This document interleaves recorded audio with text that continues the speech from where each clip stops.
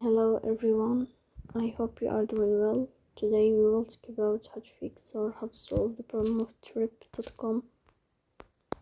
You will click on settings. In this page, you will click on apps, default apps, app settings. Here in this page, you will search about trip.com and you will click. Here you will click on first stop and you will click OK.